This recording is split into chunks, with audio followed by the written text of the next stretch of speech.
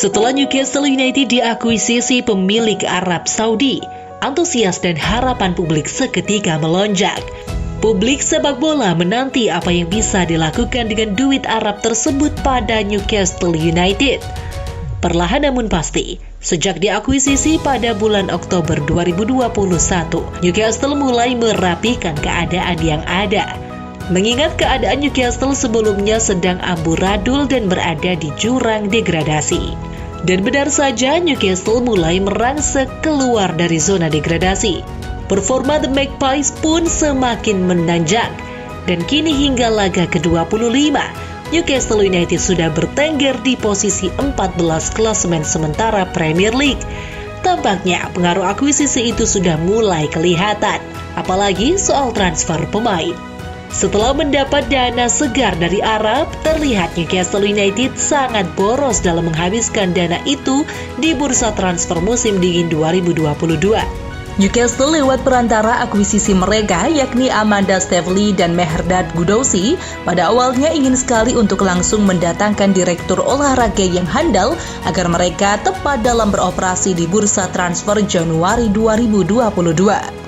Akan tetapi, nama-nama incaran seperti Emenalo, mantan direktur olahraga Chelsea, dan Luis Campos, direktur olahraga yang berhasil bersama AS Monaco dan Lille, belum juga sepakat untuk datang ke St. James Park.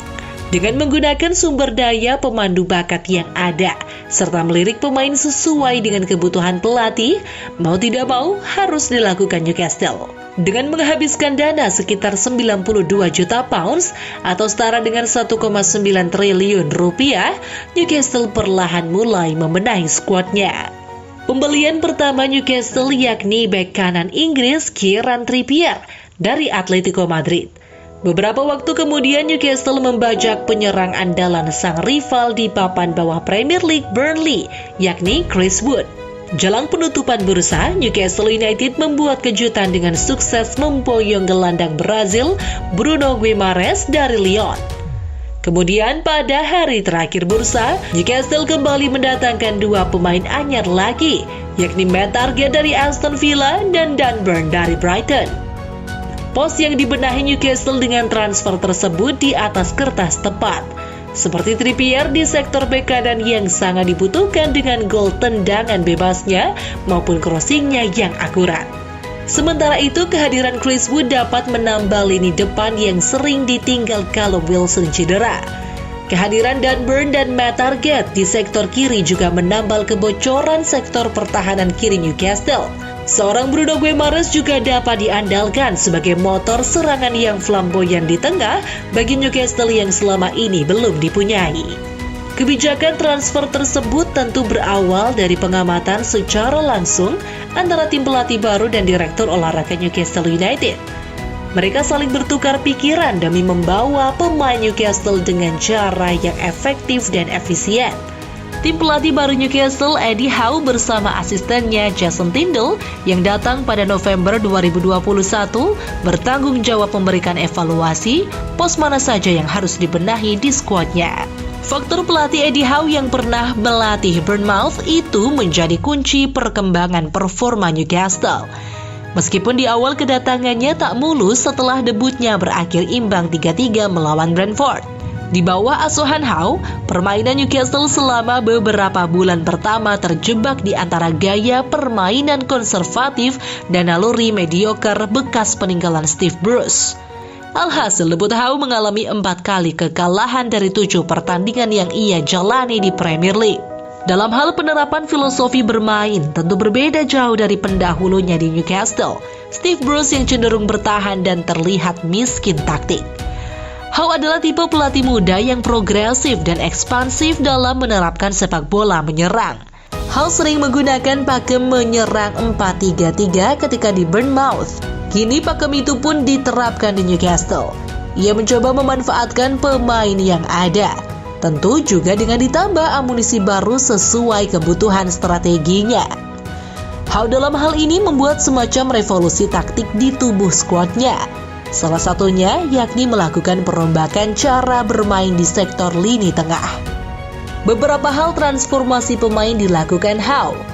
Howe melakukan eksperimen dengan menaruh trio gelandang baru yakni Joelinton, Joe Willock, dan Jonjo Shelvey. Mereka dicoba Howe pertama kali pada partai melawan Leeds United pada 22 Januari 2022 di lanjutan laga Premier League. Mengingat masing-masing dari trio itu punya peran yang berbeda dari sebelumnya. Joelinton awalnya adalah seorang striker, kemudian Willock juga adalah gelandang serang yang sering dipakai di sisi sayap. Kemudian Jonjo Shelvey bukanlah seorang defensive midfielder murni, tapi lebih ke box-to-box midfielder. Transformasi peran yang dilakukan Howe ternyata menuai hasil. Melihat perkembangan trio lini tengah barunya, Jonjo Shelvey lebih mengemban tugas sebagai penyaring serangan lawan, sedangkan Willock dan Joelinton sebagai penyeimbang perebut bola sekaligus melakukan penetrasi sesekali ke kotak penalti lawan. Transformasi lini berjalan jika ditunjang dengan lini depan dan belakang yang seimbang. Di belakang dengan sering naiknya posisi Matt Targett di bek kiri dan Trippier maupun Emil Krafth di bek kanan akan memudahkan trio gelandang itu dalam melakukan kombinasi umpan guna melakukan penguasaan bola. Di depan, peran Saint-Maximin dan Fraser terlihat lebih menonjol untuk fokus menyuplai sang striker tunggal Chris Wood.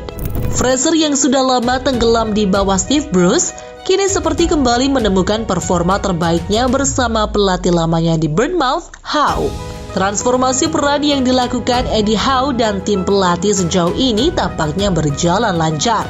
Paling tidak pada medio Januari dan Februari 2022. Tepatnya setelah melakukan beberapa aktivitas transfer. Secara hasil, Newcastle United asuhan Eddie Howe meraup total 14 poin hingga partai terakhir melawan Brentford di 26 Februari 2022.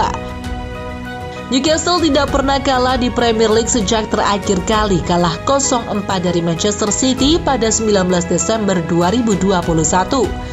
Mereka setelah itu mencatat 4 kali kemenangan dan 3 kali seri. Newcastle juga setelah itu mampu mencatatkan 10 gol dan kebobolan hanya 4 gol.